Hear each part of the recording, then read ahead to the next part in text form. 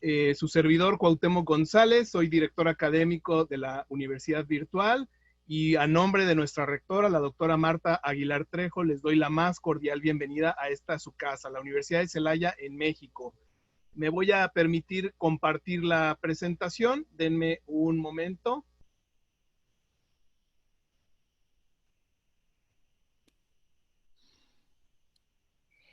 Y bueno, pues todos sean bienvenidos. Si les es posible, que nos hagan favor de enmudecer sus micrófonos para poder dar una mejor experiencia a los demás participantes. Y bueno, pues el día de hoy vamos a hablar del análisis del contexto.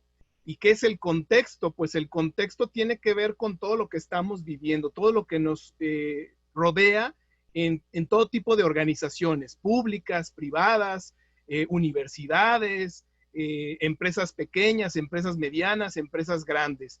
Cuando hacemos análisis del contexto desde el punto de vista académico, sabemos que hay diversas herramientas. Está precisamente el modelo de Porter, que nos ayuda a entender todo ese contexto en cuanto a el equilibrio de varias fuerzas como barreras de entrada, la amenaza de productos sustitutos, etcétera.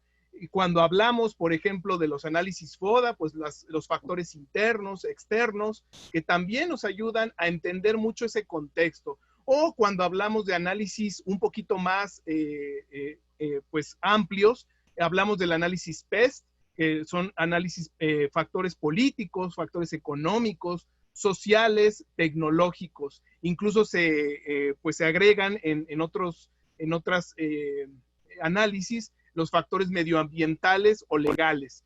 Pero ¿qué está sucediendo ahora? Todo mundo lo estamos viviendo hoy ante esta nueva realidad en el mundo, no nada más en México o en Sudamérica. En todo el mundo estamos viviendo una nueva realidad, un nuevo contexto.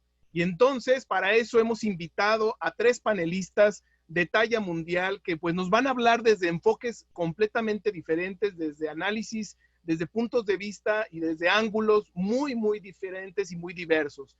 Y bueno, pues voy a dar sin más la bienvenida a nuestro primer panelista, al cual me voy a permitir presentar, al doctor Raúl Cabrejos Burga. El doctor es presidente internacional de la Red Radar, que es la red de la competitividad de las pymes y el desarrollo sostenible. El objetivo de esta red es promover la investigación sobre temas de competitividad y en especial de las pymes de los diversos sectores en industrias en Latinoamérica. Él es docente universitario de pregrado y de posgrado en diferentes universidades del Perú y del extranjero. Es docente de la Universidad de Celaya en México también. Ha sido autor de diversos libros y artículos indexados. Ha participado en la capacitación en planteamiento, organización, dirección y control interno aplicado a la gestión pública y privada. Ha participado en la elaboración de planes de estudio, de planes de desarrollo educativo dedicado a la investigación e innovación tecnológica empresarial, así como la elaboración de temarios para competencias, acreditación universitaria, responsabilidad social y desarrollo sostenible. Bueno, pues sin más, doy pie a que nuestro compañero, el doctor Raúl Cabrejos Burga, nos hable sobre su tema. Adelante, doctor. Bien. Buenas tardes con todos los que están conectados en el webinar. Temo, Germán, César y todos los que están conectados.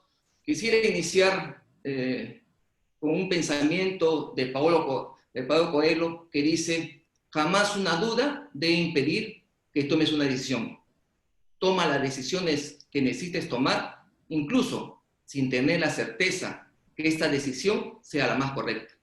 Esto nos conduce a definir a la toma de decisiones como un proceso donde existen varias alternativas o varias formas de acción para solucionar los problemas. Mediante un análisis que tú realizas, escoge la que más te proporciona ventajas.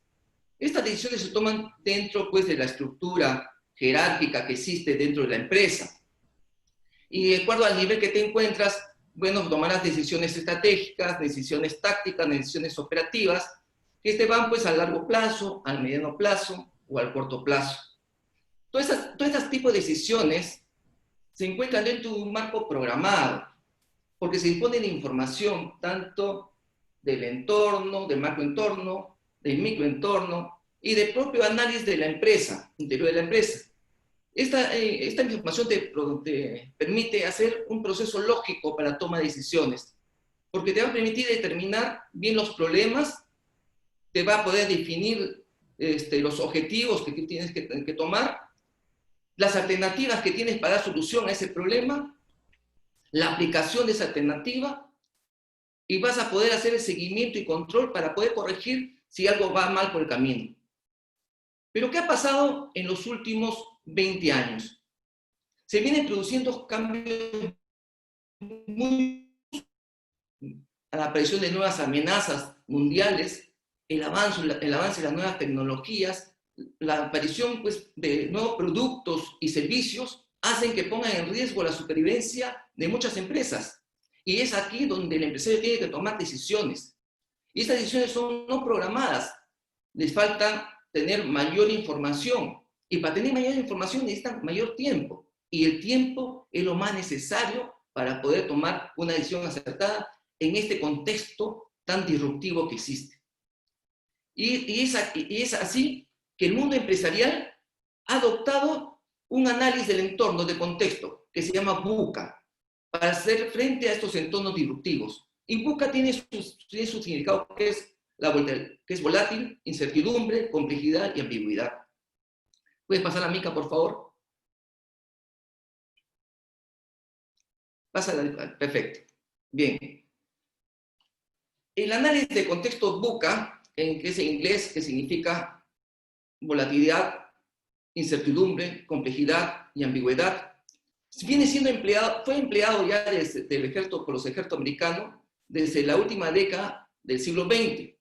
Sin embargo, las empresas, el mundo empresarial americano lo fue adaptando a partir del 2001, a partir del 11 de septiembre del 2001, con el ataque a las Torres Gemelas.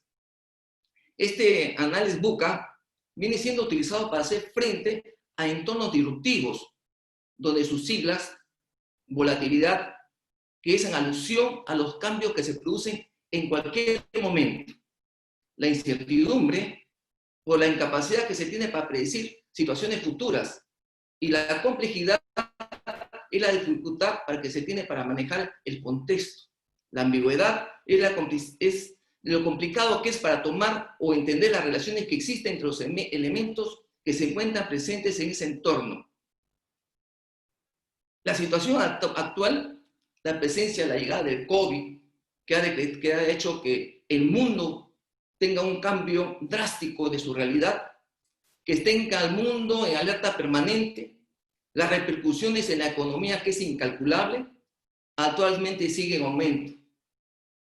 El número de fallecidos y muertos sigue aumentando, las empresas se siguen cerrando, hay un incremento de desempleo, no se tiene un conocimiento de cómo hacer para llevar una educación acertada, tanto en la educación secundaria como en la educación superior, y es más, no se vislumbra una solución a corto tiempo. Si nosotros en febrero, acá en el Perú, en febrero de 2020, creo que en México, en Colombia, en toda Latinoamérica, hubiéramos preguntado a un empresario si habían considerado una posibilidad remota que puedan atravesar esta situación, creo que todos van a decir que no lo consideraron. Sin embargo, este escenario hace necesario que todas las empresas comiencen a aplicar el análisis VUCA, por lo que es volátil y tiene este ambiente, este entorno actual, presenta estos 4 elementos: la volatilidad, la incertidumbre, la complejidad y la ambigüedad. Volátil porque las actividades que eran normales antes de marzo de 2020, ahora han cambiado, son completamente diferentes. Tenemos una incertidumbre, no sabemos cuándo volveremos a la normalidad y si realmente volvemos a la normalidad o las cosas van a ser diferentes. Hay complejidad porque no se sabe si los protocolos que las empresas están utilizando para la activación económica van a garantizar que no se propague el contagio. Hay ambigüedad en todo el sector, en todos los sectores, porque existen informaciones de distintas fuentes que llegan y que hablan que ya tenemos la cura, que no tenemos la cura, que hablan de que esto es manejado, que fue creado. Entonces, existe una ambigüedad. Existen los 4 elementos que van a tener una empresa que analizar bien. ¿Puede pasar una tercera diapositiva, por favor, Juan?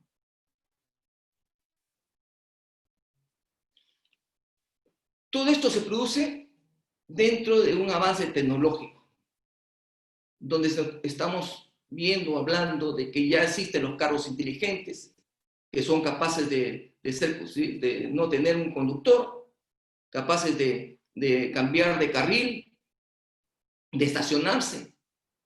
Se habla de la tecnología 5G, que es la comunicación rápida, descarga de películas, el blockchain, que son las cajas de seguridad de información, de la inteligencia artificial. Y todo este avance tecnológico ha traído, pues, la globalización, que es la ruptura del mercado, la ampliación de mercados, que hay una globalización comercial, una globalización cultural. Pero todo esto se da en un contexto cada día más cambiante, origina un contexto cambiante, donde las empresas tienen que estar todos los días renovando sus propias decisiones. Es por eso que las organizaciones internacionales, como la Organización Mundial del Comercio, la OMC, ha establecido que las empresas deben luchar constantemente para el desarrollo sostenible, pero visado al desarrollo sostenible de la humanidad. Y para esto aplica 4 principios fundamentales, que es el respeto a los derechos humanos, el respeto a los derechos laborales, respeto al medio ambiente y la lucha contra la corrupción. Esto da origen y obliga a que las empresas sean cada vez más responsables, porque son las empresas que garantizar el desarrollo de un país, el desarrollo económico de todos los países del mundo. ¿Y cómo hacerlo? Tienen que hacerlo respetando esos 4 fundamentos principales. Dentro de todo este contexto que estamos viviendo de la pandemia, que es volátil, es incierto, que es complejo, que es ambiguo, pero se tiene que respetar esto. Y estas tendencias que hemos hablado van a hacer que estos tiempos vivamos, pues, con cambios drásticos. Yo quisiera finalizar con una idea.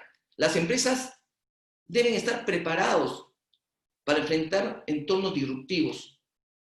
Para eso debe contar con líderes transformacionales que consideran al ser humano como eje principal, pero a la vez disruptivos, que se puedan tomar decisiones considerando el empleo de nuevas tecnologías, pero siempre mirando hacia el desarrollo sostenible de la humanidad. No sé, con eso he terminado el concepto general que teníamos que poner. Doctor Raúl, muchísimas gracias por tu amable disertación, muy interesante. Y bueno, hago una pausa para hacer una encuesta entre los participantes. Cuando llegaron el día de hoy a esta conferencia, a este webinar, pues ¿cómo se sentían ustedes? Entonces voy a ponerlo aquí en pantalla, a ver esta pequeña encuesta. Antes de que llegaran el día de hoy, ¿ustedes consideran que están preparados para enfrentar el contexto actual? O sea, antes de que empezara la conferencia del día de hoy, antes de que oyeran hablar de esto del análisis del contexto, ¿ustedes estaban o se sentían preparados para enfrentar el contexto actual? Vamos a ver qué nos contestan, vamos a ver qué dice la audiencia. Si son tan amables de observar ahí su pantalla, debe de estar saliendo la encuesta, opinar, a ver qué nos dicen. Ya veo que poco a poco hay 16, 26 personas. Ojalá que pudieran opinarnos.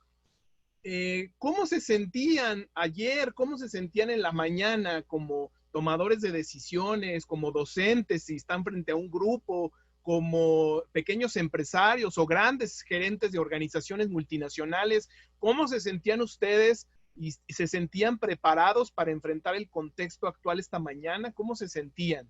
Entonces, vamos a ver, voy a dar un minutito más, a ver si alguien más quiere opinar. Muy bien, entonces estamos viendo pues datos bien interesantes.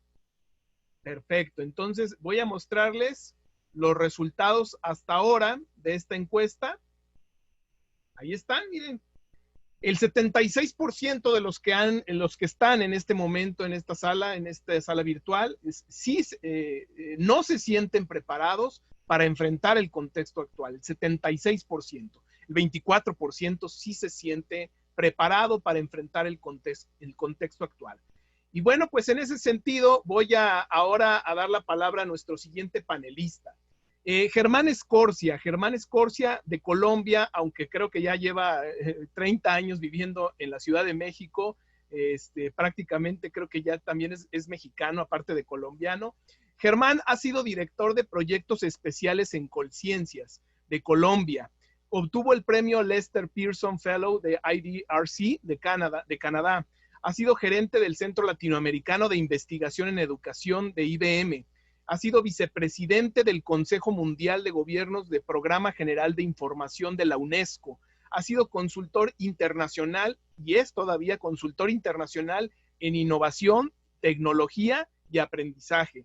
Germán asesora organismos como el Banco Interamericano de Desarrollo, la UNICEF, la empresa Telefónica, Microsoft e Intel, y asociaciones como SOMESE y AMIAC. Es conferencista sobre economías emergentes y ejes del talento para la academia y el gobierno en la región. Es explorador de temas en futuro del talento y perspectiva de la tecnología. Investiga sobre temas de la sociedad de la imaginación, la economía compartida, empresas inmateriales y algorítmicas. Ha sido fundador de Globalmente y cofundador de México Exponencial. Trabaja en la iniciativa llamada Mega Habilidades. Germán, pues encantado de tenerte por aquí y bienvenido a esta tu casa. Adelante.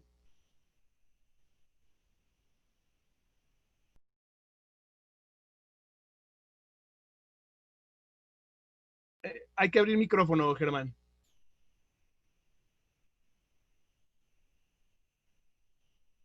Germán, hay que abrir tu micrófono. Creo que lo tienes cerrado. Ya, sí. Listo. Decía, en el contexto hay tres fuerzas de transformación que convergen con una enorme celeridad. La primera, que todos estamos viviendo, que es la pandemia, pero en donde ya hay observaciones muy claras de que aceleró la transformación digital de las organizaciones, porque nos obligó a trabajar remotamente, a distancia, a aprender y a manejar nuestras vidas de esa manera. Pero venía de antes otra fuerza, que era la cuarta revolución industrial. En el año 2016 la bautizó así el director general del Foro Económico Mundial, el famoso Foro de Davos, publicó un libro que se los recomiendo, que se llama así, La Cuarta Revolución Industrial, y él allí dibujaba grandes transformaciones que se estaban originando a medida que aparecían nuevos tipos de empresa con una concepción diferente sobre la propiedad, sobre el uso, sobre la permanencia de los activos, las empresas inmateriales que no tienen activos y que lo único que venden es intangibles. También apareció una tercera fuerza con la cual coexistimos y vamos a necesitar aprender mucho más porque va a influir mucho en los próximos años, que son las familias de tecnologías exponenciales. Son tecnologías que crecen a una tasa como la de la pandemia. No se hablaba mucho de estos temas de tecnologías exponenciales antes, y ahora la pandemia, con sus curvas exponenciales de crecimiento, ha puesto en el imaginario de las personas este tema de lo exponencial. Estas nuevas familias integran entre sí nuevas tecnologías, entonces cada día nos sorprenden nuevas tecnologías, incluso algunas no planeadas, que están apareciendo. Y eso genera una presión sobre las organizaciones educativas, en particular las universidades, sobre las empresas. Todas están enfrentando serios problemas hoy, y sobre los gobiernos. Y este contexto entonces empieza a provocar la necesidad de atender esa disrupción que generan estas tecnologías y estos nuevos escenarios.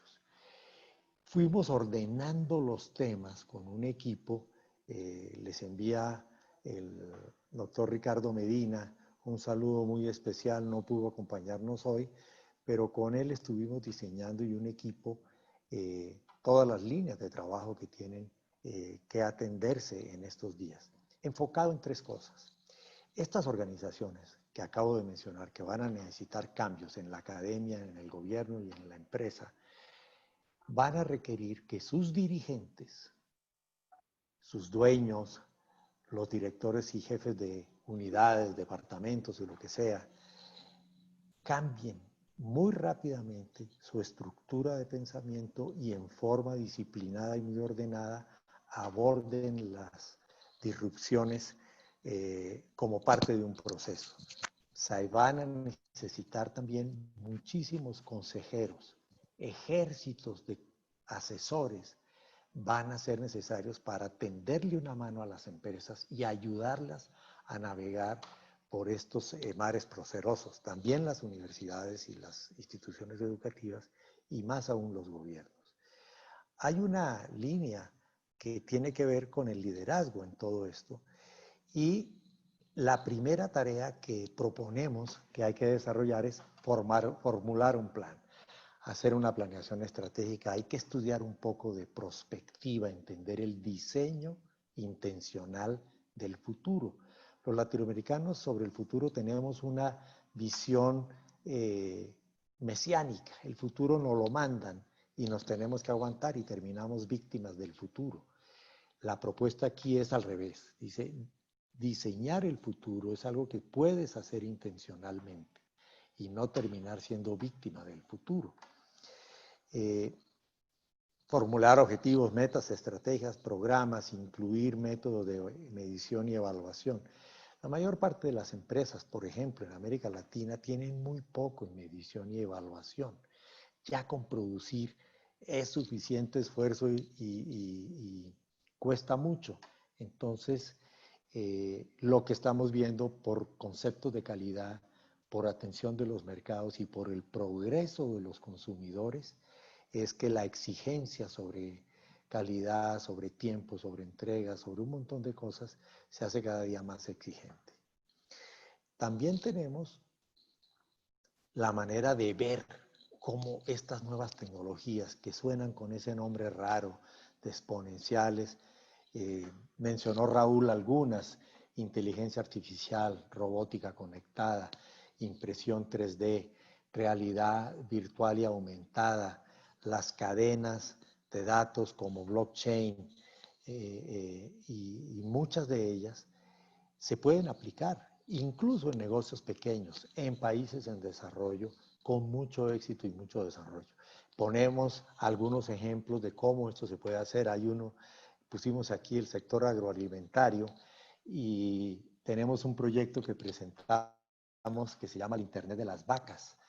Y tenemos las vacas conectadas a Internet y hay unas cosas ahí muy interesantes en el sector de servicios, en manufactura.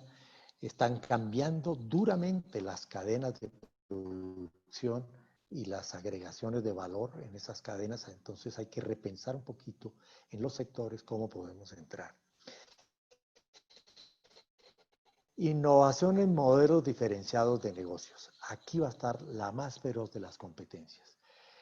Si tenías una peluquería, un restaurante, una estética, cualquier otro nivel, vamos a tener temas muy importantes en este sector de diferenciación de negocio. Hay una metodología que recomendamos mucho que se llama pensamiento de diseño, muy conocida internacionalmente como Design Thinking. Son 4 grandes pasos que le ayudan mucho a los líderes a negociar con sus proveedores, con sus clientes y con su personal, cómo entrar de nuevo en los negocios. Procesos livianos y ágiles. Hoy está muy reconocido esa forma de actuar. El mundo se está moviendo de los grandes corporativos. Yo he trabajado con muchos, Microsoft, que se suponía que era muy reciente comparado con IBM, y ambos están convertidos en monstruos hoy. Y lo que se ve venir es redes de pequeñas organizaciones que se conectan entre sí y que generan valor. Esas nuevas propuestas de valor son las que van a requerir diferencias. Si salimos a hacer más de lo mismo, no tendremos diferenciadores en los mercados. y habrá quienes sí adopten estas metodologías de modelos disruptivos. Una más que propongo y que está al lado es la de las empresas conectadas. Es un poco ese argumento que les estaba proponiendo, ¿no? Empresas con tecnología de base que se conectan entre sí. Entonces, las relaciones entre clientes y proveedores hoy pasan por una asociación entre los consumidores y los productores. Lo llaman prosumidores, pero tienen algunas de esas posibilidades más adelante. Hay muchas nuevas tecnologías de esa cuarta revolución industrial, como el Internet de las cosas, que permiten conectar al interior de la empresa muchos tipos de procesos, dispositivos y productos, materias, etcétera, y conectarlas con otras empresas. De manera que se crean cadenas de información que optimizan y aceleran los procesos de producción. Hay muchas nuevas, también César mencionó el 5G, blockchain, realidad aumentada, impresión 3D, que también he mencionado yo. Y en el siguiente aspecto, es muy importante entender que vamos a tener que abordar procesos de desarrollo de competencias, desarrollo de habilidades en las personas para manejar la innovación, la disrupción y el modelado de negocios. Tenemos en esas posibilidades una capacidad de desarrollar nuevas habilidades para el diseño y consultoría en los proyectos. Muchos de nosotros vamos a tener que ayudar desde los ambientes universitarios, desde la consejería empresarial, desde la dirección de organizaciones, a la recuperación de las empresas. Y para ello vamos a tener que aplicarnos con cuidado en la transferencia de conocimientos y en estructurar nuevos proyectos. Toda esta propuesta y esta cadena de valor la integramos incluso en un diplomado que lo llamamos Reinventa Digital, porque pensamos que todo esto que acabo de resumir tiene que ver con la posibilidad de ser exitosos en lo que estamos denominando el mundo R, el mundo de la reemergencia, de la recuperación, de la renegociación, de la redefinición, de la reimaginación y de la reinvención. Para allá vamos todos. No podemos seguir haciendo la universidad como lo hacíamos antes, no podemos seguir vendiendo en las empresas como lo hacíamos antes, no podemos seguir gestionando el gobierno en un ambiente donde todo cambió con las mismas técnicas de antes. Ese mundo R lo tratamos en esta propuesta del diplomado. En nuestra organización Megahabilidades quedamos a sus enteras órdenes y espero que en esta apretada síntesis se haya podido captar la idea esencial de cómo el contexto nos está forzando a transformaciones inmediatas de alto calibre. Muchas gracias y yo creo que podemos dar paso a la siguiente sección. Muchísimas gracias, Germán. Pues sin duda hasta ahora aportes muy, muy interesantes de todos los participantes. Y bueno, pues en ese sentido, ahora cerramos con broche de oro con César Díaz Guevara, también profesor de la Universidad de Celaya. Él es consultor en desarrollo organizacional, en calidad, en sistemas de gestión y estrategia. Tiene 27 años de experiencia en más de 400 compañías latinoamericanas, ayudando a las organizaciones a transformar sus ideas en realidad, acceder a mercados internacionales y mejorar su efectividad. Él es asesor en desarrollo de la infraestructura de la calidad en metrología, normalización, evaluación de la conformidad y acreditación. Él es experto en gestión de la calidad, es ingeniero químico industrial egresado de la Escuela Politécnica Nacional del Ecuador, tiene una maestría en Administración de Tecnologías de la Información por la Universidad de Celaya, México, tiene entrenamiento Six Sigma Black Belt de la ASQ, él es el fundador de Corporación 3D, consejero país de la Sociedad Americana de la Calidad y es parte del grupo de las voces más influyentes de la calidad. Fue consultor internacional de la ONUDI. César, pues un gusto nuevamente aquí en tu casa, la Universidad de Celaya. Adelante, César. Muchas gracias, Cuauhtémoc. Realmente para mí es un gusto estar en la tarde compartiendo con tan selecto grupo de expositores y panelistas. Eh, yo quisiera empezar con esta frase que la publiqué en el año 2018, el 7 de julio, en mi Twitter, y que creo que define lo que nosotros tenemos que hacer al interior de las organizaciones. Lo que indica es la primera palabra, aprender.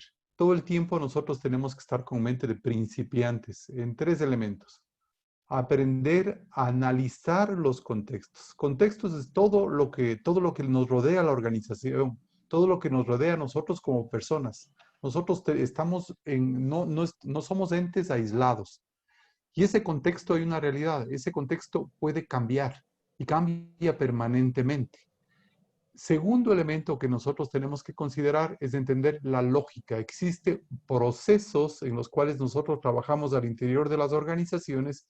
Esos procesos tienen entradas, las gestionamos y se transforman en salidas, pero forman también parte de mi contexto.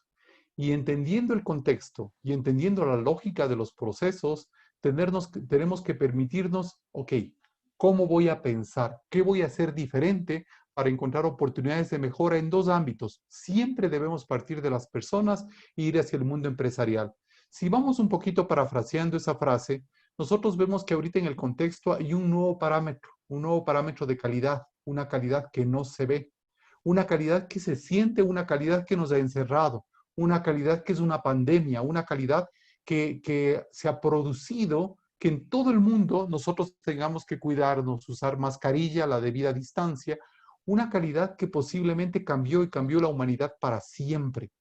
Las normas de bioseguridad es un nuevo actor que ahora lo tenemos que considerar en todos los elementos y tenemos que considerar en todos los campos, tenemos que considerar en todos los procesos. Cuando analizo los procesos de la organización, tenemos que buscar las mejores prácticas mundiales. Tenemos ahora que ver y pensar en esquemas de cómo garantizo la continuidad de mi negocio, cómo gestiono las crisis, cómo hago un análisis adecuado de la resiliencia de la organización, cómo puedo garantizar yo la seguridad de la información que se está distribuyendo en los diferentes procesos, cómo puedo garantizar la seguridad en la cadena de suministro. Cuando yo miro los procesos, yo también debo buscar que ahora debo modernizar la forma como está trabajando mi organización. Yo debo pensar en nuevos esquemas. Entonces, definitivamente las organizaciones para eso tienen que buscar nuevas formas de pensamiento. Y la tecnología que nosotros vemos es lo que nos va a permitir hacer más utilizando menos recursos para llegar a más personas. La tecnología está atrás de esto, la tecnología está inmersa en todo lo que nosotros hacemos. Ahora las organizaciones tienen que regresar a ver la tecnología dentro de ese contexto para poder trabajar. Pasemos a la siguiente lámina, por favor. Quisiera, frente a eso, que pensemos en esta palabra y le puse la escritura china de lo que significa crisis. Crisis es un cambio en el contexto que nos exige una respuesta. Y aquí hay una serie de cosas tan importantes, ¿no? Porque crisis es un evento, una circunstancia o una situación que nos afecta a nosotros y que nos afecta a todo lo que nos rodea. Por lo tanto, ahora en momentos de una crisis es cuando el contexto se vuelve mucho más volátil, se vuelve más incierto, se vuelve más complejo y nos implica que tenemos que actuar rápidamente. Como en la crisis, en un momento de crisis, nosotros no tenemos ni control de lo que ocurre y tampoco tenemos una responsabilidad directa de lo que ha ocurrido ahí. Por lo tanto, no tenemos que echar la culpa a nadie, no tenemos que darnos la vuelta y decir, por favor, que me ayude el vecino, la culpa es del cliente que no me compra, la culpa es de alguien más, la culpa es de la vaca que ahora estamos viendo que tiene internet. No, no hay que echar la culpa a nadie, la culpa es que nosotros tenemos que enfrentarlo y frente a eso, nosotros que tenemos que tomar acciones y acciones que nos proyecten hacia el futuro. Una crisis simplemente, por lo tanto, es un cambio en el entorno que nos exige una respuesta nueva y una respuesta de la cual no estábamos programados. Y definitivamente eso implica que tenemos que probar nuestra calidad de líderes, porque tenemos ahora que reinventarnos. Muchas decisiones se basan en teorías más que en experiencia, pero nadie estuvo preparado para esta crisis. Por lo tanto, nosotros vemos lo que está pasando en el campo de la medicina y nosotros hemos visto lo que está pasando en el campo de las empresas y les cuento una verdad. Todavía no sabemos si los experimentos van a funcionar. No tenemos una seguridad porque nadie ha enfrentado este tipo de eventos.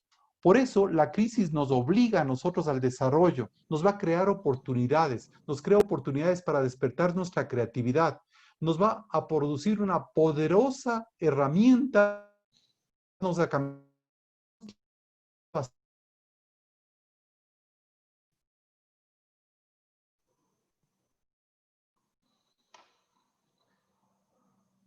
En esto, por ejemplo, nosotros vemos que habrá servicios de limpieza para alimentos, servicios para empresas de alimentos. La limpieza en sí misma ahora es exagerada.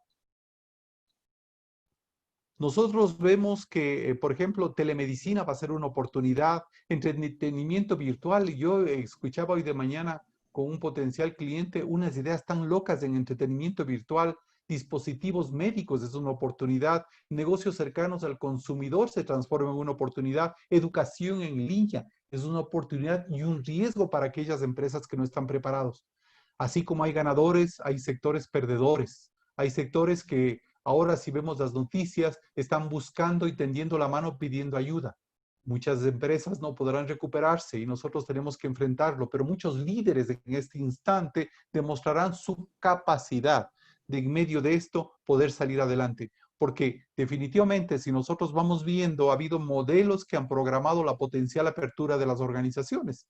Y vemos que dentro de esto, en los modelos se habla primero el sector alimentos, nunca paró. Es más, del sector alimentos hay organizaciones que lograron salir adelante y se mantienen. Segundo, veo que, por ejemplo, ahorita oficinas virtuales, se está creando toda una infraestructura para lo que es oficinas virtuales, el tema de tecnología, el tema de cámaras, videocámaras, el tema de micrófonos, todo lo que nosotros necesitamos. La vestimenta cambió completamente, se está buscando nuevos tipos de zapatos, nuevo tipo de ropa para estar en la casa, estar más confortables. Zapatos ahorita, si estamos produciendo zapatos de lujo, estamos en problema, pero una vez que se abran ese tipo de empresas y empresas de lujo diferentes, abrirá poco a poco talleres automotrices para dar mantenimiento a vehículos que están parados, poco a poco se aumenta el consumo de combustible, se empieza a activar en función de eso también la industria aeronáutica, se empiezan a activar otras industrias, pero al final quedan los hoteles. ¿Qué ocurre con los países en los cuales su estructura de comercio estuvo orientado en el tema de turismo? Eso implica crisis, pero eso implica que nosotros no tenemos que pararnos a quejarnos, sino tenemos que proyectarnos, ya seamos parte del sector ganador o parte del sector perdedor, a cambiar nuestra estructura analizando en función de eso los contextos. Pasemos a la siguiente lámina, por favor.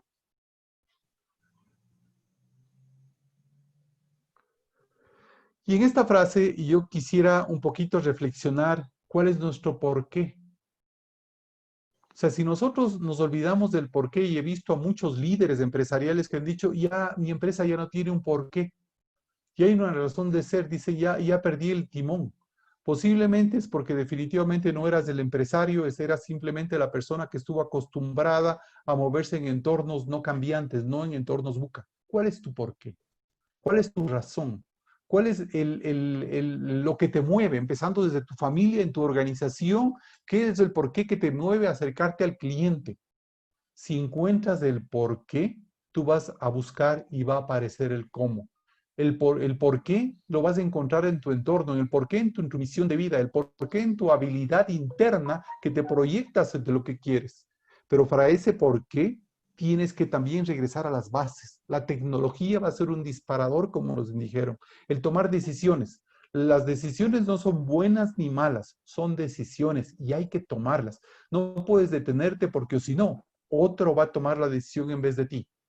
Y en función de eso, también vas a tener que regresar a lo esencial.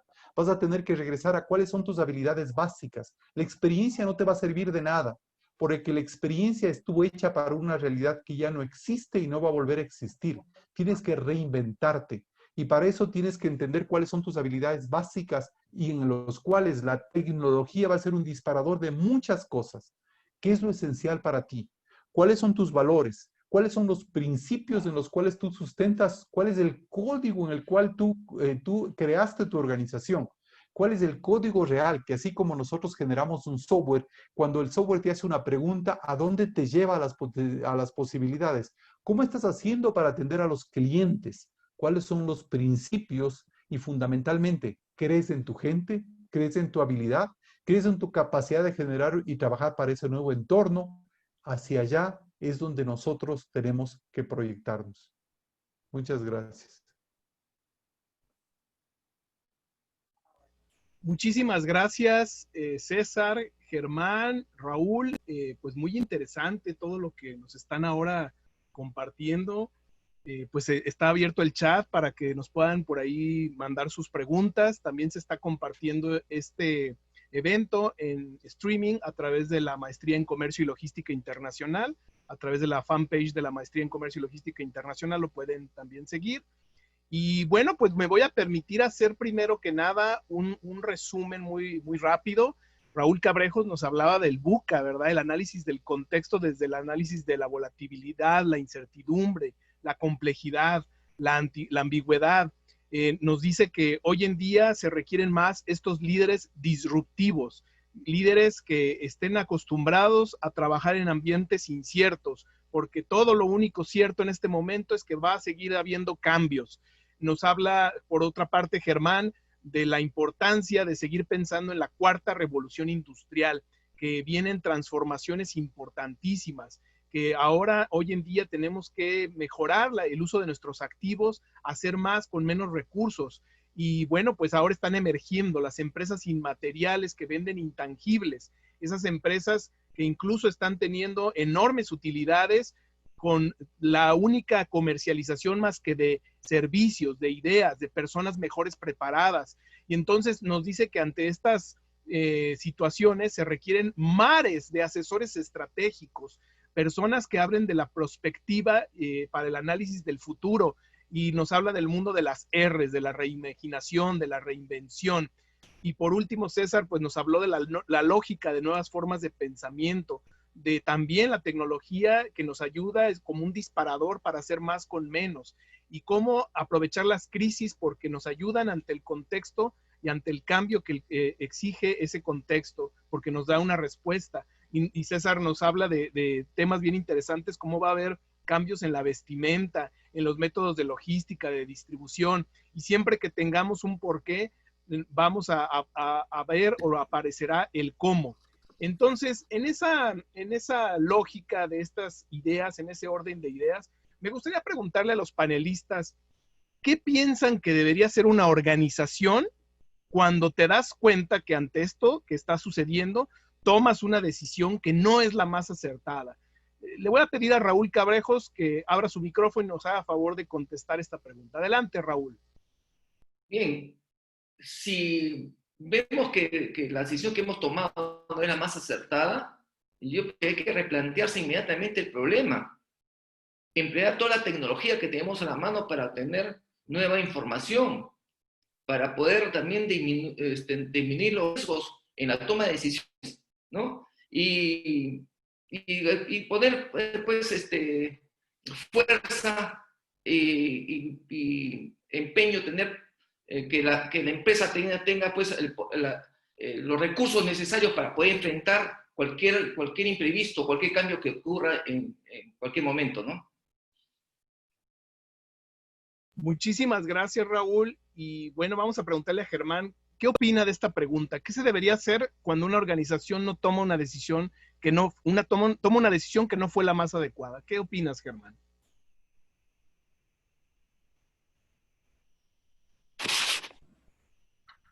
Creo que tienes... Yo le diría a los participantes dos palabras claves. La primera, talento, y la segunda, resiliencia. Ambas están de moda en estos tiempos. Talento, porque si se ha equivocado la organización, eso no es un problema. El usar el talento se convertirá en el activo más importante de las empresas de aquí para adelante y de todas las organizaciones, académicas o gubernamentales. Consultar traer asesores, consejeros, siempre será mejor que pagar las consecuencias de una mala decisión, sobre todo en el mercado. Deje las implicaciones internas en su empresa y su personal. Un error que se comete en una empresa que afecte a su mercado es muy difícil de recuperar. Y la segunda palabra tiene que ver con esforzarse por tener una capacidad de reacción frente a la adversidad. El control de la adversidad se ha vuelto una de las formas más inteligentes de conducir organizaciones para los próximos años. Entonces, en resumen, talento, consejería y resiliencia, recuperación inmediata. Siempre esa es la ruta. Detenerse no la es. Muchísimas gracias, Germán. César, ¿cuál sería tu opinión ante la pregunta? ¿Qué piensas que debería hacer una organización cuando toma una decisión que no fue la más acertada? Aprender. Es la primera cosa que nosotros tenemos que hacer, es aprender. Ahora, cuando tú hablas de la escuela de aprendizaje basado en la experiencia, dicen que el único riesgo de buscar todo aprender de la experiencia propia es que te vas a graduar cuando te mueres. Por eso hay que aprender a aprender de la experiencia de otros. Pero en un entorno tan cambiante, nadie lo conocía, hay que revisar la historia. Creo que eso es fundamental. Y revisar el conocimiento y la experiencia de otros. Los consejeros del tema de consejería tienen esa ventaja, que tienen conocimiento de muchas organizaciones y le podemos traer a la nuestra. Y en función de eso podemos tomar mejores decisiones. Hay que aprender y hay que desaprender también, porque puede hacer que muchos conocimientos del pasado no me tengan atados. Entonces, si tomaste una decisión, perfecto, sacúdete si le equivocaste mal y avanza y tómala rápido. No eches la culpa a otros, porque dicen que cuando una persona se equivoca y se ríe es porque ya sabe a quién echar la culpa. No, asumamos la respuesta y proyectémonos hacia adelante. Muchísimas gracias, César. Muy interesante. Y en esta me permito hacerles ahora otra inquietud, otra pregunta. ¿Y qué tan importante es el contexto de la innovación y la tecnología? Hemos hablado a lo largo de la tarde, han mencionado innumerable cantidad de veces, perdón, la palabra innovación y tecnología. ¿Y ustedes qué tan importante lo ven para el contexto? Germán, ¿qué nos puedes decir al respecto, Germán? Hay una presión ya instalada en los mercados a nivel mundial. Esta semana tuve una reunión con un consorcio, un clúster de empresas aeroespaciales. Lo mencionó Cuauhtémoc, la industria aeronáutica, para no ir muy lejos, está teniendo una presión enorme. Van a tener que cambiar casi todo lo que habían hecho. Volar en un avión ahora, como se hacía antes, no volverá a ser. Entonces tiene que cambiar todo, la tecnología, los diseños, las aeronaves, los puertos, todo. En el campo aeroespacial está aconteciendo lo contrario. Se privatizó la carrera espacial y hay montones de oportunidades, hay millones las inversiones en millones de dólares están fluyendo en ese sector de una forma increíble. ¿Por qué menciono eso? Porque la innovación será la respuesta. Tenemos que cambiar los procedimientos, cambiar las formas de pensar, cambiar los productos, la forma como se llega a los mercados, sus precios, la forma como se entregan y se distribuyen, cómo se evalúa la calidad. Todo ese proceso lo conocíamos, pero no lo estábamos aplicando. Entonces es muy importante porque forma parte de esa estrategia que yo propuse, que se llama reinventarse digitalmente. Hay que entrar en ese nuevo escenario. No va a seguir siendo como antes. Gracias. Muchas gracias, Germán. Y bueno, César, ¿tú qué opinas? ¿Qué tan importante es la innovación y la tecnología en el contexto? Son fundamentales. Yo creo que sin eso no hay futuro. Me encantó y le tomo el concepto de Germán, que nosotros estamos entrando al mundo R, de la reinvención, de todo lo que implique pensar y reprogramar todo eso desde nuestro cerebro. Yo creo que hasta el código del cual nosotros hemos hecho, tenemos que llegar a la base, porque siempre hay que preguntar por qué pienso así y cambiar completamente, reinventar el tema de liderazgo, reinventar completamente todo lo que nosotros hacemos, y para eso hay que pensar en océanos azules, donde no esté compitiendo la gente. Yo recuerdo hace años, cuando dábamos unos talleres en Corporación 3D, se hacía la pregunta, ¿qué pasaría si? ¿Qué pasaría si ya no puedes los hoteles tener salones y no puedes participar en conferencias? Como nosotros, como organización, como corporación, entonces decidimos como estrategia que todo el mundo va a ser virtual. Yo me he preparado en mi casa ahora mi oficina de manera virtual.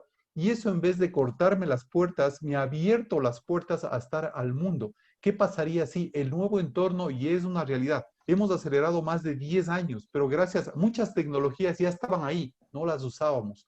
Y creo que la innovación y la tecnología van a ser lo que nos permite hacer más, utilizando menos recursos y llegar a más personas. Y por lo tanto, creo que al final de todo esto va a haber un ganador, el consumidor, y todos estaremos mejor preparados.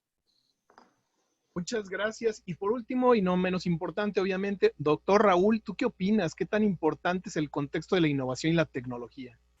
Bien, yo pienso que la empresa que no innova no va a sobrevivir. Hay que reinventarse, empleando al máximo la tecnología. Pero yo tengo acá una duda. Yo pienso que hay que tener un equilibrio entre la tecnología con el desarrollo humano. No voy a hacer que la tecnología deshumanice. Estamos viendo que también el avance tecnológico está deshumanizando.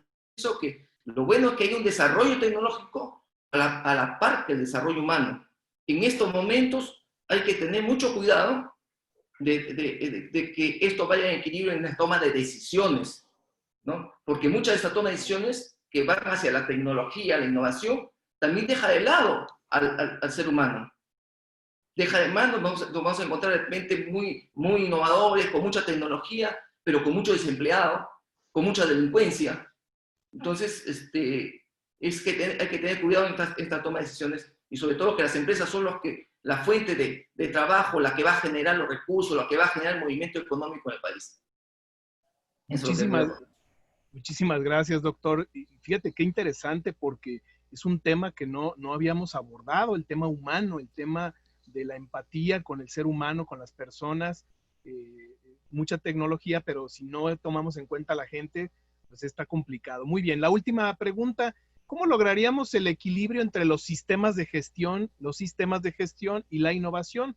Y le doy pie a César, que fue tu tema central. César, ¿qué opinas? Sí, los sistemas de gestión es la calidad básica. Es lo que decía, que nosotros no debemos olvidarnos. Y los sistemas de gestión están basados en las mejores prácticas mundiales. Tenemos que estudiarlas, tenemos que investigarlas, tenemos que aplicarlas. Sin esa calidad básica estás perdido. Es lo mismo que si diríamos a una persona que salga a correr y no ha tenido el entrenamiento necesario, no va a poder hacerlo. Entonces, los sistemas es la calidad básica y está centrada en los procesos, y atrás de los procesos están las personas. Y es fundamental lo que está diciendo también Raúl, ¿no? Que nosotros tenemos que implementar la tecnología pensando en la gente, los procesos pensando en la gente, y así va hacia la tecnología. Pero no hay que tener miedo de la tecnología. Yo he visto como muchas veces la tecnología, la gente se asusta y por eso no hace cambios ni en los procesos. Los procesos deben ser automáticos y el decisor humano siempre estará ahí. Pero también me lleva a pensar en otra cosa, ya extendiendo un poco. Se está hablando del salario básico universal, es decir, que nosotros tengamos cada vez organizaciones en que no tengamos que competir al interior de los procesos con robots. Porque lo más triste es que un ser humano compita con un robot, cuando el robot lo va a hacer mejor, es repetible, reproducible, de mejor calidad, cuando el ser humano lo que debe estar pensando es en arte, en ciencia, en creación, en nuevas cosas que nos lleven a un mundo con diferentes procesos, diferentes sistemas de gestión, y que nos orientemos a un futuro pensando en cosas diferentes, en realidades diferentes, y siempre actuando en positivo. Muchísimas gracias, César. Bueno, voy a dar ahora pie a Raúl. Raúl, ¿qué opinas de los sistemas de gestión y la innovación? Bien, cuando hablamos de sistema de gestión, estamos hablando de las buenas prácticas, como dice César, del manejo de cumplimiento de las normas en toda la organización. Los estados regulan y exigen que esto se ejecute. Sin embargo, el cumplimiento de normas, hay una ISO que es la ISO 9001 que regula justamente que todas las empresas cumplan con los parámetros de los derechos laborales, los derechos humanos, cumplan con con la responsabilidad social empresarial que va dirigido hacia ahí. Y sin embargo, las empresas, al no ser certificadas, no tener una certificación solamente de cumplimiento, el ISO 19001 no es certificado, no lo venían cumpliendo. Y es una preocupación que las buenas prácticas no lo están haciendo. Muchas empresas, algunas que sí, que son reconocidas, que son empresas de talla mundial, sí lo hacen. Y es por eso que también ahora se está regulando esto y están creando el ISO 7301 para certificar tanto las buenas prácticas en la lucha contra la corrupción. Yo pienso que es importantísimo que todas las empresas certifiquen y demuestren que están teniendo buenas prácticas y que están realmente cumpliendo con la responsabilidad social empresarial que va pegado al desarrollo sostenible. Muchísimas gracias. Germán, ¿cuál sería tu opinión con respecto a los sistemas de gestión? Otra vez tengo dos palabras para ofrecer al auditorio. Una que son aceptación de dos cosas: la flexibilidad en las organizaciones y la inestabilidad que produce la innovación. Es difícil la coexistencia entre la innovación y las organizaciones rígidas. No puedes estar innovando en una organización que es estructurada con una enorme rigidez. Entonces hay que aprender a manejar con mayor flexibilidad la organización en los equipos, en las divisiones, en las direcciones, en todo eso, y aceptar con gracia y costo la innovación. La innovación se basa en aprender de los errores. Entonces, aceptar los errores como parte del aprendizaje que ya se mencionó en la presentación. Y tengo una propuesta. Mencionaba César, bueno, todos lo hemos mencionado de alguna manera, que hacia adelante se ve venir este tema que un poco aparece como los espantos de que la inteligencia artificial, como quien viene por las noches y se roba a los niños, se va a robar los empleos. Lo que ha estado pasando es muy al contrario. Ya todos nosotros usamos sistemas de inteligencia artificial y la verdad es que por cada empleo, dice la OCDE, que se pierde por intervención de procesos automáticos, en general se crean 6 nuevos. Entonces, el problema no es si crea o no los empleos, el problema es subirse a los nuevos empleos y eso requiere un esfuerzo que es preparación. Cierro con el punto. ¿Cuál es la propuesta? Las empresas más exitosas de los próximos años serán empresas basadas en imaginación. Eso es lo que yo he estado explorando recientemente, investigando y estudiando esos temas. En el pasado las empresas se basaron en materias primas, en la extracción y venta en los mercados y procesamiento de materias primas. Nadie entendió cuando se dijo que vendría una transformación que la describió Nicolás Negroponte como nos vamos de la economía basada en átomos a la economía basada en bits. Y cuando aparecieron las empresas que manejan bits, nadie entendió. Hoy son las más valiosas del mundo. Y yo preconizo que nos estamos moviendo de la sociedad de la información y del conocimiento hacia la sociedad de la imaginación y la creatividad. Lo que más valor tendrá en los mercados son los desarrollos basados en imaginación y creatividad. Esa es una ruta de recuperación para este tiempo post-pandemia. Lo dejo allí. Gracias. Gracias, Germán. Pues sin duda todo va muy interesante, todas estas opiniones. Me voy a permitir leer algunas preguntas. Ahora sí, quien guste de los panelistas contestarla. Tenemos una de Mayra Ivette Hernández. ¿De qué manera el gobierno debería implementar estrategia para apoyar a los diversos sectores empresariales ante esta nueva normalidad, tomando en cuenta que no todas las empresas tienen las capacidades tecnológicas de las que hablamos hoy? ¿Quién le gustaría contestar esta pregunta? Porque tenemos varias, entonces si gustan, uno de cada panelista las va respondiendo. Quien guste, adelante. ¿Quién guste contestarla? El papel del gobierno ante esta situación. Germán, adelante, Germán. No, decía yo que César, tal vez que trató el tema. Ya. A ver, César, que también ha trabajado en gobierno federal, adelante. ¿Sabes qué es un problema cuando nosotros nos damos la vuelta y decimos, gobierno, deme? Porque el gobierno ahora no tiene plata. Y todo el mundo está diciendo, a ver, ya mi empresa va a quebrar, gobierno, ayuden. A ver, voy al barrio siguiente y estoy viendo, vean, se acaba de dañar la alcantarilla de mi casa, gobierno, ¿qué pasó?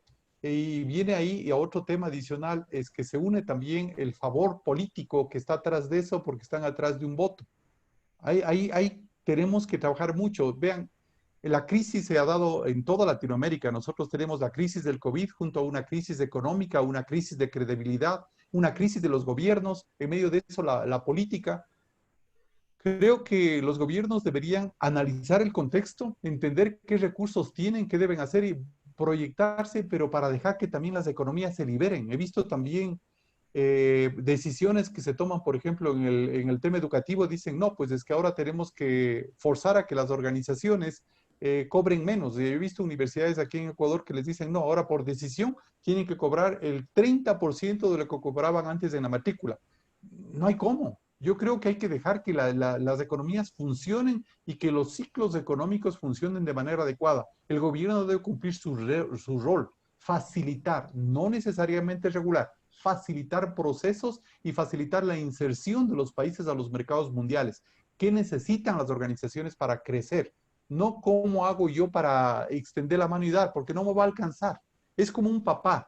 El papá, cuando nosotros vemos que ya no hay plata, por más que el hijo se pare y me diga, si no me das, no, yo te grito, lo siento, no hay más. Muchísimas gracias, César. Voy a No sé qué permitirme, opinan. Dejo a los otros panelistas que es importante oírles porque cada cual está en un mundo diferente. Con la siguiente pregunta. adelante, adelante, porque el tiempo No, ya nos no. come. Por A eso, ver, tu siguiente pregunta para irlas atendiendo, ¿no? con gusto, vamos a ver. Carlos Miguel Suberbiel nos dice, en la nueva normalidad, ¿qué papel juegan las universidades para la toma de decisiones para el beneficio de los sectores productivos?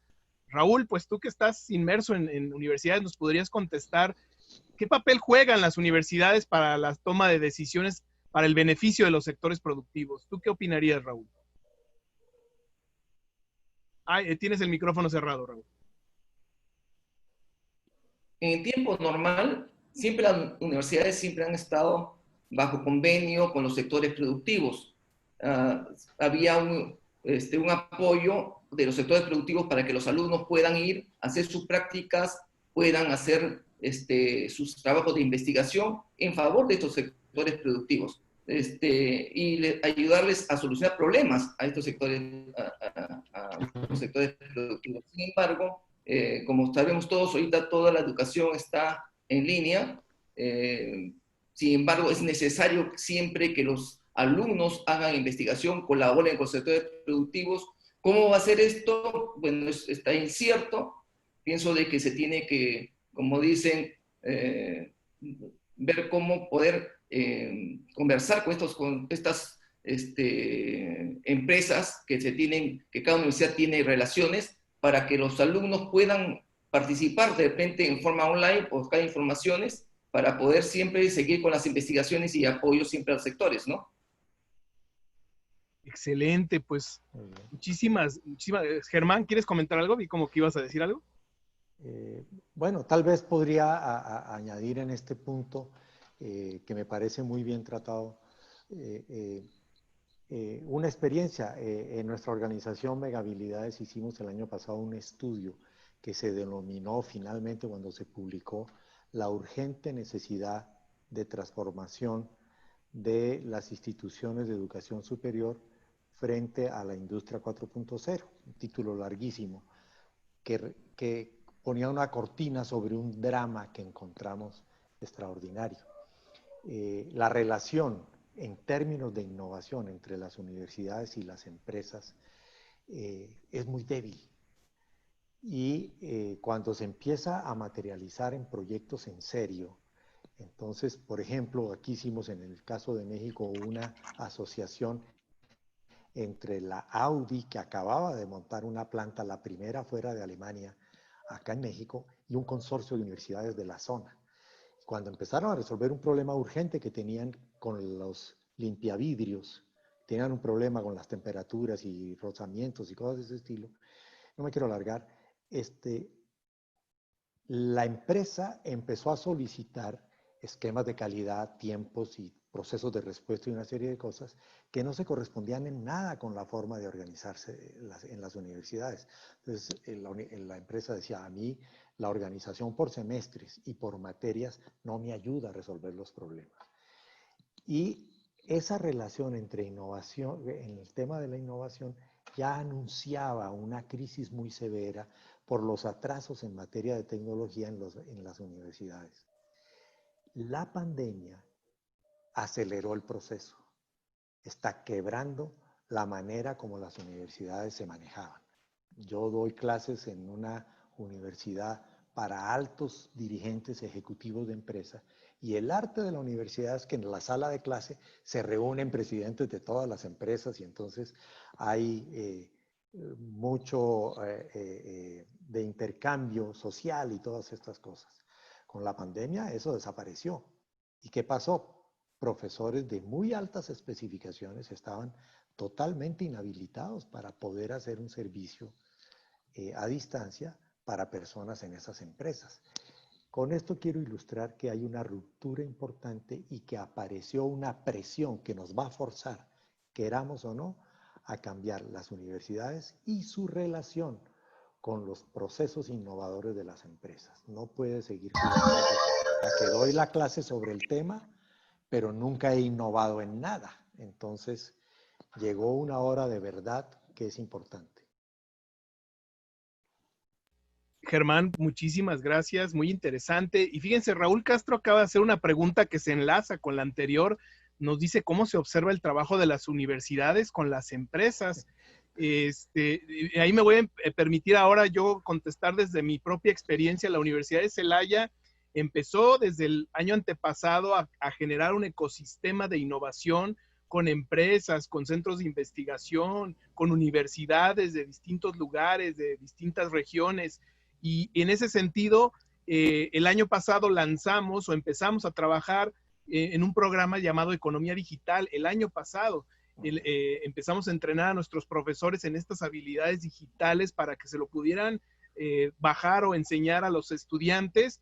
Y empezamos este año, en enero de este año, a trabajar con más de 500 empresas en la región del centro de México, una región que pues es una región de muchísimo comercio. Nosotros estamos ubicados justo en el centro de México, entonces hay mucho comercio al norte, al sur y por los dos océanos. Casualmente la pandemia llegó en el momento exacto en que los estudiantes tenían que implementar las estrategias de comercialización digital con las empresas.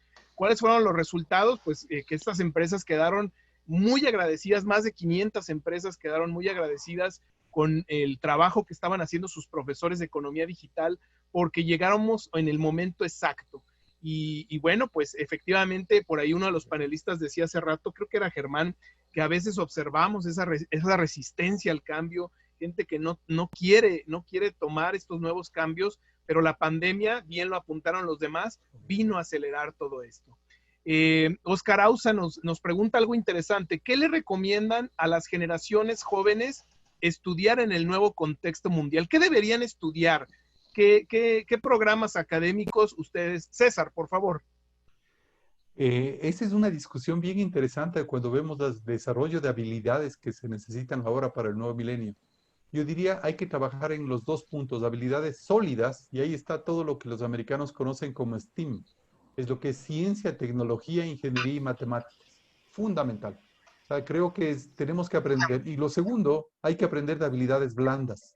El tema de liderazgo, el tema de todo lo que implica trabajo en equipo, el cómo relacionarnos como humanos, filosofía, porque detrás de todo elemento hay una parte filosófica, ética, principios, valores. Yo creo que hay que trabajar en esos dos elementos. Pero yo creo que en esto sí es importante escuchar a Germán y a Raúl. Adelante, adelante. ¿Qué opinan? ¿Qué deberían estudiar las personas? Raúl. El micrófono, Raúl, el micrófono. Estoy de acuerdo con lo que dice César, estudiar matemáticas, habilidades sólidas, STEAM. pero y blandas, ¿no? Yo pienso que la opinión es general sobre eso. Es importante, pero también cambiar los planes de estudios que están a veces muy obsoletos, ¿no? Hacerlos un poco más, quizás no tantos cursos, menos cursos, pero sí más metidos hacia la parte de las áreas de las ciencias matemáticas, ¿no? Que muchos piensan que no son necesarios, sin embargo, estamos viendo que sí son necesarios estudiar estas áreas, ¿no? Muchas gracias. ¿Algo No más? sé no, nada más. Germán. Gracias. Yo añadiría que voy a poner un ejemplo simplemente porque es una deformación personal. Estoy muy interesado, estoy explorando recientemente con mucha atención los temas del espacio y estamos empezando a encontrar que hay mucho trabajo que hacer que afecta todo tipo de conocimientos y disciplinas. Hoy se puede hacer trazado desde el espacio que tienen enorme utilidad en países como Bolivia y Chile en temas de minería. Se pueden hacer también seguimientos, trazados, cálculos y manejos que pueden tener que ver con poblaciones pesqueras, muy importante para Perú, Ecuador y Colombia, Panamá también, etc. Muchos tipos de nuevas profesiones, trazados en medicina, por ejemplo, trazados, ya estamos todos acostumbrados al GPS que nos ayuda con los navegadores para ir por las calles y todas estas cosas. Hay mucha oportunidad en el espacio y América Latina no considera, no oigo a ningún líder, ni universitario, ni empresarial, ni político, hablar de estos temas. Entonces, por eso hoy me suelto con un ejemplo de decir nuevos temas transversales que son de alta tecnología, pero que cambiarán las economías y que están llenos de oportunidades, sobre todo para los jóvenes.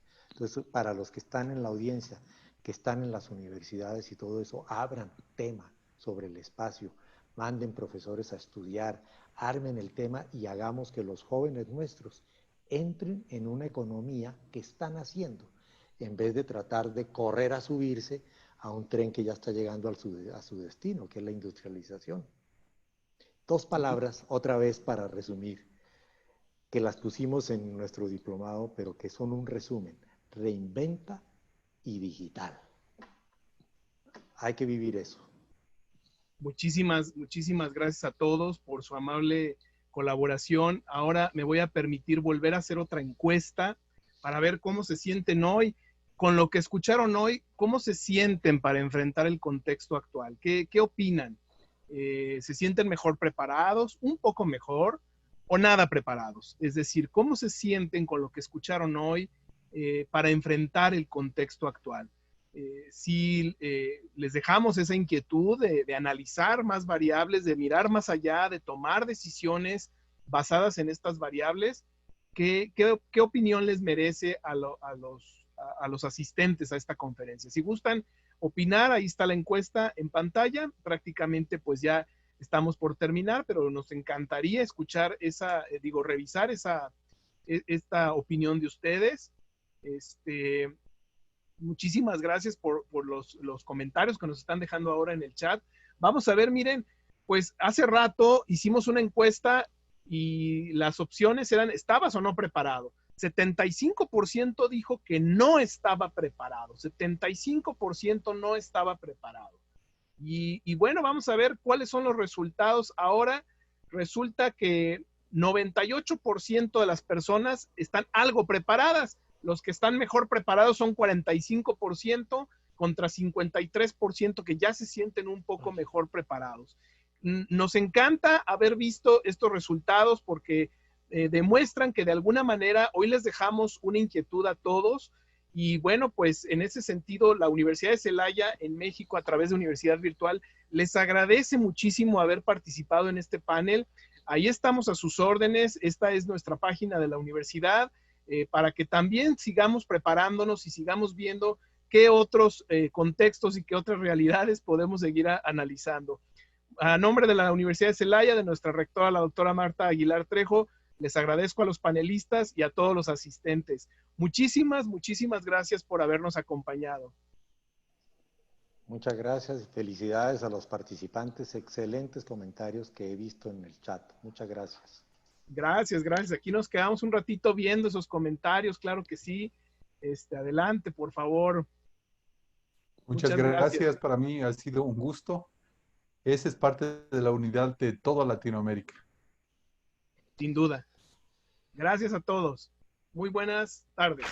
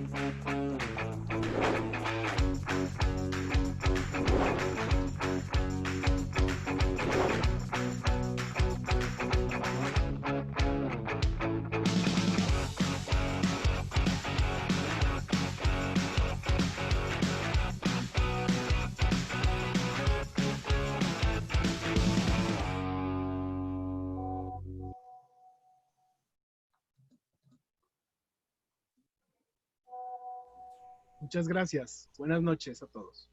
Muchas gracias. Gracias, Chacha.